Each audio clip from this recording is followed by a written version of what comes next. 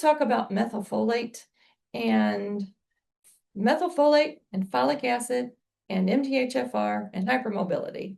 So a lot of people who are MTHFR and they find out, oh, I can't take folic acid, so I have to take folate, so I take methylfolate. And yes, methylfolate's very good. But this is what I find out, or what I recommend. A lot of hypermobile people who then start taking methylfolate, which is the preferred type of folate to take because it's methylated. So methylated means that it absorbs very well and it really goes into the body well. It supports the body well. It is good for the DNA. This is what I find out.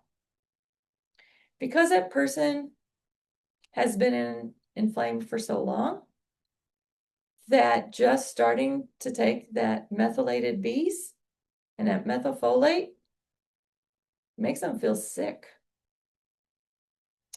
And it makes them feel sick because you're so inflamed that it just, I say this is only speculation, but is it detoxing you so much that it's just releasing so much that it's just too much?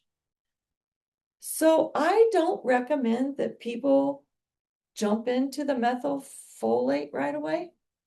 I tell them take 1/4 of it, 1/4 for like a month, maybe 2 months. And especially if it makes them feel yucky, keep taking it until you no longer feel yucky. Then increase it to 1/2. Because it's possible that you are so inflamed that when you start doing that, remember that that folate has to unbind from the DNA. And that is a chemical process. And no matter what, whether you've taken chemistry or not, when a chemical reaction occurs, there's always a byproduct. So when this folate, when the folic acid unbinds from the DNA, there's going to be a byproduct, a chemical byproduct that's going to be released. That chemical byproduct more than likely is what's making you feel kind of gross. All right. So I'm like, you don't have to undo this in a day. Just go slow. Okay? Because the body's got to break that down, and that could make you feel kind of gross for a while, kind of nauseous or sick, or it could stir up symptoms. It does not mean you're getting worse. It means you're letting go of it. In holistic healthcare, we call it detoxification. But it's actually just the release of those chemicals.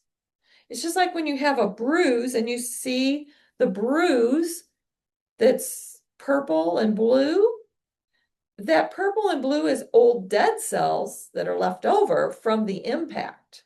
But your body has to literally come in and break those down and move them out of your body.